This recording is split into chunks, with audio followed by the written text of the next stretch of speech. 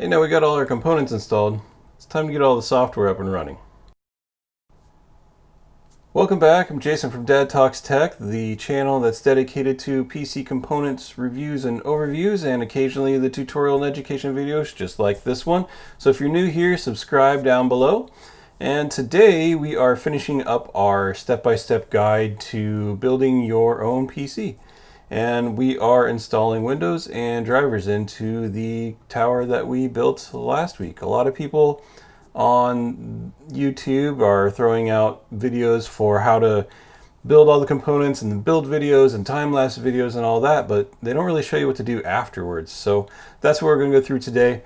I'm going to talk about updating all your drivers and how to get Windows all in there and everything else you need. So we're going to move over to the computer and we're going to start talking about, well, how it goes about. When you first boot up your computer, what's going to happen is it's going to come to a splash screen of your motherboard. It usually throws a logo of whatever motherboard you have on there, like this one here. And if you don't have anything installed, it's going to come up with this reboot select proper boot device. So basically it's saying it's not finding Windows, and the boot device is telling it to boot whatever drive. So in this case it's my NVMe drive. So what we got to do here, one, shut it off. And when we turn it on, we want to make sure that we're hitting the button to go to our BIOS or UEFI. And it's different for every motherboard, but usually it's F2, F11, or delete. In this case, it's the delete button. So that's what I'm going to start doing. So as we mash our delete button on this particular motherboard, it'll pop up onto this screen here, which is the BIOS or UEFI, and on the Aorus boards they have what they call the easy mode, which shows basically everything that you need on here.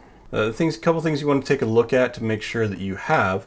One, it's showing all of your RAM in here. I added 2 more from the build from last week. So I have 4 of the G.Skill 8GB DIMMs and it's showing all 4 of them here, so that's great.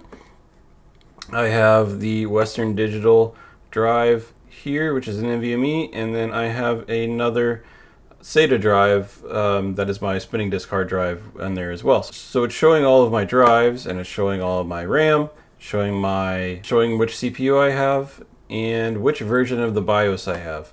So that's kind of important too, depending on the motherboard. You want to make sure you have the most recent version. If not, there is some ways to upgrade it, update it in the future. I will show a separate video of that. Okay, so right here it shows again all your SATA drives. So this is my 2 terabyte Seagate drive. It shows my PCIe slot, so that's my graphics card there. And then the M.2, which is the Western Digital drive right here. It's also showing all of your system fans that are plugged in, including your CPU fan, and mine has 3 other fans plugged into the system fan, so all 3 of those are running, or all 4 of those are running, I should say. And that's all you kind of need to know. Now, what we want to do here is set our boot sequence. So as of right now, it's trying to boot from my hard drive, which does not have Windows on it. And then it goes to the NVMe drive, which again does not have Windows on it, and then a Windows Boot Manager. So you can drag these around. On this particular one, I can drag it to my sequence that I want. And so I want it to go to the Western Digital first, because that's where I'm going to be installing my OS. So we'll do that, and then we'll hit escape to kind of save that. And you'll notice that when we restart this, there'll be a little flash on the bottom to show you what the quick boot menu is. Kind of point it out once we get there. So what we're going to do here is save and exit on this. It's going to reboot now that we know that we have everything we have and we have the right boot directions we want to go. We'll save and exit. Again, we don't have Windows yet, so that's going to be our next step. While this boots and boots to nothing, we're going to switch over to our other PC and get an idea of where we need to go with that. So now that we're here at Google, we're going to go to Windows Installer, Install Media, and go to the Create Media for Windows help. We're going to choose the Windows 10, and we're going to do the download tool now. Now what you need is a USB drive that is at least 8 gigabytes, and make sure that there's nothing on there because it's going to wipe it completely once it's done. So we are going to download the Windows Media Creation tool and run that tool. As I get a few things ready, we're going to accept all this fun stuff here. Going to click on Create Installation Media. English, Windows 10, 64 is all good. I'm going to keep it at that.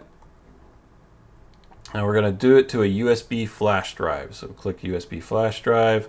And it's already noticed that I only have one of the applicable USB drives in here. So I know that's the one I want. I'm going to click that and say next. And again, it's going to get a few things ready. And as this progresses, you're just gonna kind of hang out and go grab a drink because it might take a little bit.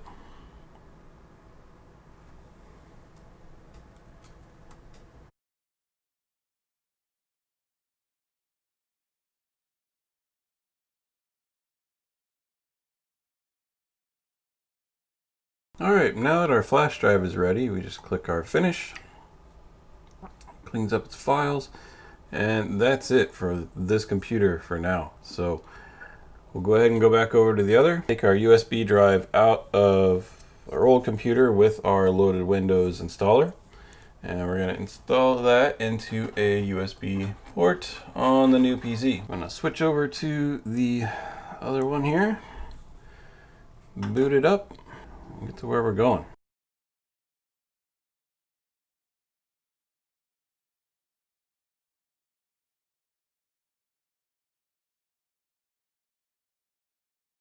So now we've hit the Windows installer page, or the Windows load up screen here. And basically we're just going to go through these menus. Yes, we're in English, United States, US, pick your region and your keyboard. One thing I do want to note is that it's best to do this not connected to the internet. So if you are plugged in hardwired, make sure you unplug that. The reason for that is just that it tries to do updates pretty much right away.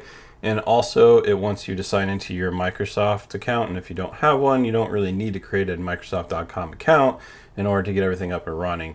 Otherwise it tries to install some spyware, not really spyware, but you know what I mean. It's tracking and those kind of things from Microsoft. So we'll click next on that. And we are ready to install. So we are installing now. You can also use this to repair your computer if in the future for some reason something goes wrong and you need to redo the whole thing. Now, here is where you'll put in your Windows key. I'm not going to show you mine, so we'll do that. You can also click I don't have a product key, which is what I'm going to do now because I'm going to actually add that in later. And there's a couple ways you can do that, like I mentioned in one of the videos before. Google that yourself, but yes, you can purchase a key from Microsoft and just include the key right here, or you can add that later. So I'm just going to have, I don't have a product key for now, and I am going to be installing Windows 10 Pro, so you're probably going to want either Home or Pro, depending on which version you want. I'm picking Pro. In most cases, Home is fine. It's also less expensive. And I'm going to accept these terms that I definitely read. And what I'm going to do is I'm not upgrading. It's kind of worded weirdly, but I'm not going to upgrade. I'm going to do a custom install.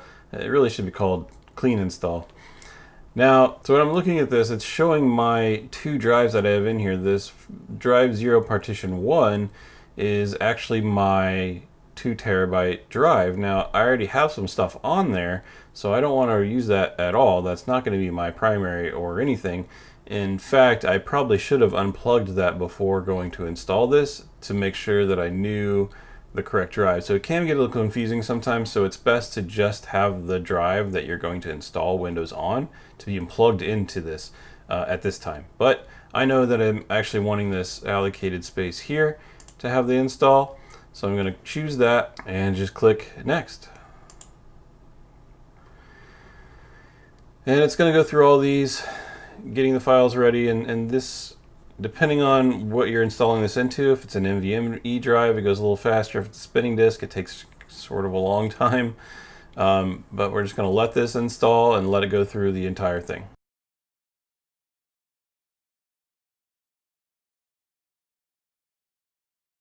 All right, so it's going to restart a few times, at least once, maybe a couple times, just kind of depends on how it goes. Just let it go, do its thing. It's going to restart in a couple seconds.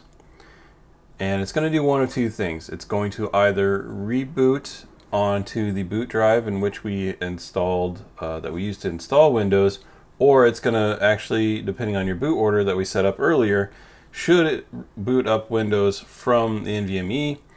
We're on the NVMe drive that we installed Windows onto, so we can remove the USB drive that had the installer on it. We don't need that anymore. And we just go through our setup process. So yes, we are in the United States. Obviously choose your region. This is just the keyboard layout. So yes, that's my own. If you have a secondary keyboard layout that you want to do, if you need a Spanish version or Italian version or whatever, you can do that too. I do not, so I'm going to skip. Now it's looking for my Ethernet connection. And like I said, I don't want to have that installed right away. So I'm going to choose I don't have internet because I'm not installed. If you're Wi-Fi, if you're hooked up via Wi-Fi, it'll have your Wi-Fi network on there. And what you would just do is just say skip this for now, or whatever it is that says that. Don't choose your Wi-Fi because, like I said, it tries to add on these things that you don't necessarily need. So again, don't want to do that. So I want to continue with limited setup. No need to fear on that. It just means that they're not adding anything weird. Who's going to use this PC? Me. I'm going to use this PC. Make sure you set up a password to make it secure. I'm not going to do that now because I'm going to do that later and you can't see it. So there you go. These are the privacy settings in which it uses to kind of track all of you, Microsoft. I almost always check off all of these. And watch this little advertising ID one. Sometimes it gets hidden in the bottom. Make sure you check that one too. And then I will accept on none of them. Now this, I always check no because sometimes it can cause issues if you have your own profile on another device. It can sometimes cause some issues. So I'm going to check no. And then I do not want Cortana to be on, so I will say not now. And it'll go through the setup process here, just saying that it's get everything ready for you. Okay, now we're installed. We are on the Windows welcome screen. The next thing I'm going to do is go ahead and install Windows updates. I want to install all the Windows updates before I do anything with drivers or anything like that, because a lot of the drivers require you to have the most recent version of Windows installed in order to be able to get all the features and functions of that particular update. So I'm going to do that. I'm going to hook up my Ethernet. It probably will recognize it almost right away. There you go. So it sees the network, pops up. It says, do you want to allow your PC to be discoverable? I'm going to say yes. Also setting up a USB drive. It can do all these updates in the background while you set up things, but I always like to make sure it's doing it. So what I'm going to do is look for update and check for updates.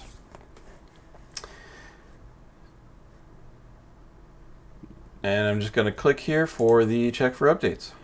And as it spins, it's going to find a ton of them because even though it has the most recent version of Windows, there has probably been some security updates and those kind of things and that have been put out since then. So you can see I have a pretty long list, and I'm just going to let it go through all of these. It's probably going to reset itself several times, and I'm just going to keep checking that updater every time it reboots to make sure that I have the most up to date that we can. So I will do that and we'll be back.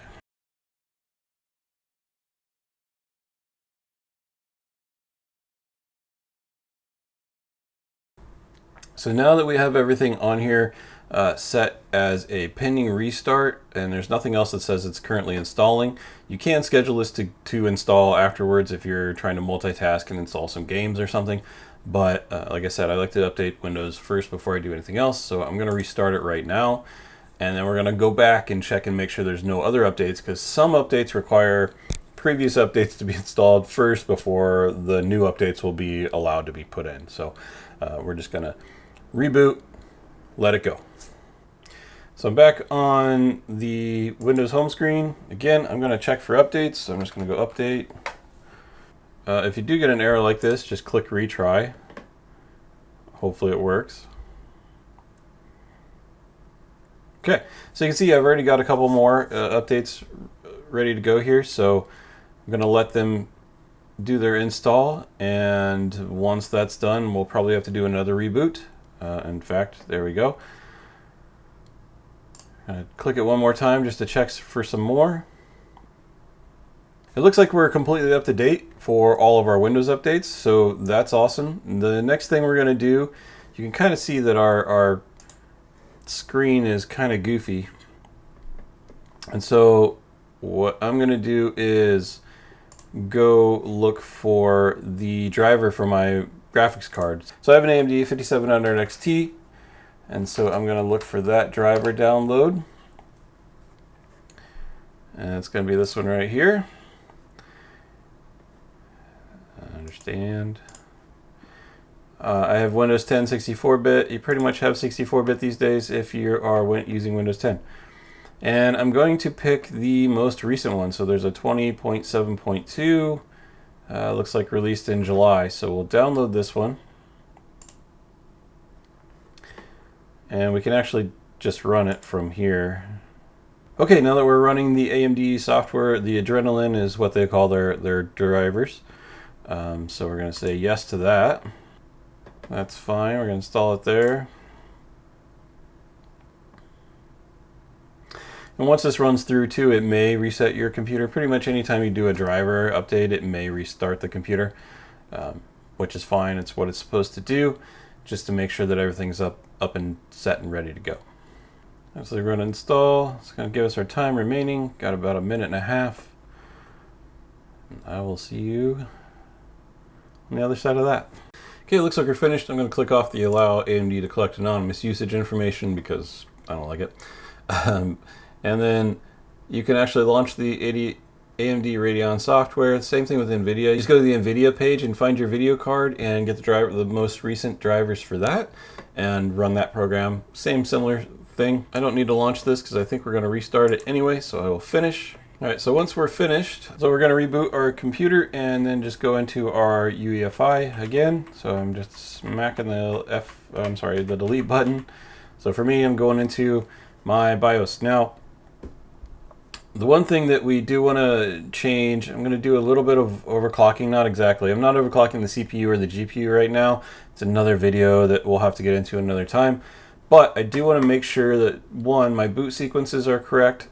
So I'm getting my Windows, the drive that has my Windows on it first, and then drives after that. And then now if you'll notice that this RAM here is showing a megahertz of 2133. Now I have 3600 megahertz RAM, but it's not showing that. It's going to be like that for most RAM and motherboard combinations, because the one thing you have to do is where this has XMP disabled, and if I click on that XMP and choose my profile, basically getting it to the speed that's advertised. It's technically overclocking it, but that's basically getting it to, like I said, the speed that's advertised. So now you can see my memory frequency is still 237, but when I save and exit, and we will boot back into the BIOS here, it pops into the UEFI, you can see that my memory frequency now is the 3607 megahertz. So right where it needs to be. This will still say 2133, but really we're at 3600. So we are good there. We have recognized our hard drive. We've recognized our M.2 drive. We've got our processor all set, ready to go, and the amount of RAM at 32 gigs. So there we go. We have that. We're going to save and exit. And then there's just a couple more things that we want to look at on driver side to get it all up and running. So we'll just let this boot back up and boot into Windows. All right, the last thing we want to do now that we're in Windows, well, actually a couple of things. We want to make sure that we have the right display settings so it looks much better than it did before.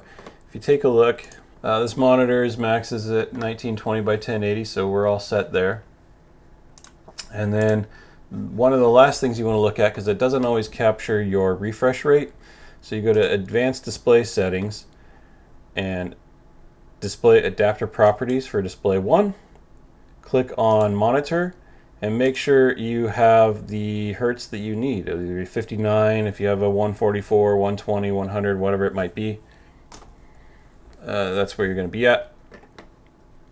And so this one is a 60 hertz, so I'll choose 60, and I'll click apply. And then I'll say if you want to keep the changes, yes, I want to keep the changes, and I'm going to click OK. Cool. Now our monitor is all set up and ready to go with the correct processor. So the last thing you kind of look at is anything for your motherboard. So I have an Aorus Elite B550 motherboard, and I want to find that page. So you're going to go to the page for your motherboard, whether it's MSI, Aorus, Gigabyte, whatever. So to find the BIOS and the drivers and everything for this, we want to go to support for that particular board, and it'll show you everything you have here. So it shows you the most recent version of your audio, gives you the dates and everything, but the biggest one you want to kind of pay attention to is your chipset. So if you have a chipset with this, if you have an APU driver, so basically if you have a AMD version that has the integrated graphics in the processor, you use this one. If you do not, you use the one that just says chipset driver. So you'll download that. Same thing, you just run the executable like we did with the graphics card, and have to do some reboots. Obviously, you'll have to do that as well. The biggest thing is the chipset driver, but you also want to make sure you look at the LAN to make sure your networking is all good. Also, if there's any software like RGB software to control the lighting on your motherboard and peripherals, you can usually find those here as well. So Aura Sync on the Asus boards, RGB Fusion on the Aorus boards, and MSI lighting on MSI boards. So all those can be found within the pages of these. Also, you want to download those and make that if that RGB portion is important to you. So that's about it. You can install any games from this point, and everything else is already set to go. Make sure you put in an antivirus, and also we're gonna have a future video on why you should back up your computer because it's important. Great, so there we go. Thank you for being along on this step-by-step guide to how to build your PC. This has been the final one, so stay tuned for more videos from me. And if you like what you've seen so far, make sure you like this video, subscribe to my channel, and click that bell to be notified when everything else comes new. Thanks for watching Dad Talks Tech. We'll see you again next time.